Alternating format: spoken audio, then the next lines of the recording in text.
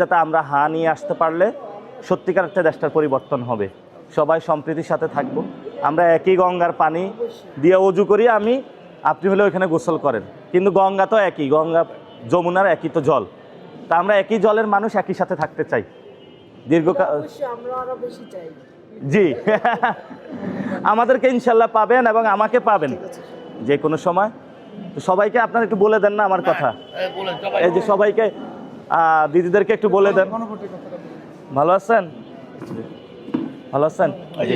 হ্যাঁ দিদিরা, আমি নাসিরউদ্দিন পাটোয়ারি, ঢাকা বিশ্ববিদ্যালয়ে পড়াশোনা করেছি মার্কেটিংয়ে।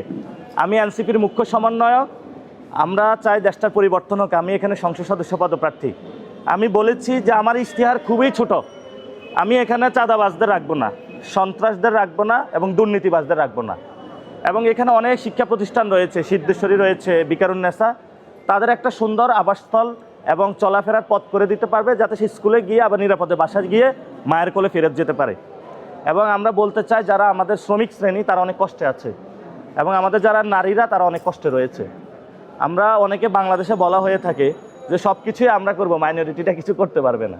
আমরা ওইটা আপাকে বলেছি যে গঙ্গার জলে আপনি গোসল করেন, আমি অজু করি, কিন্তু জল কিন্তু একইটা, সেটা হলো গঙ্গার পানি একই।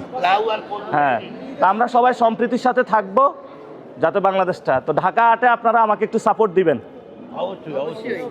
এটা আপনাদের কাছে ছোট ভাই হিসাবে একটা রিকোয়েস্ট করে গেলাম আজকে।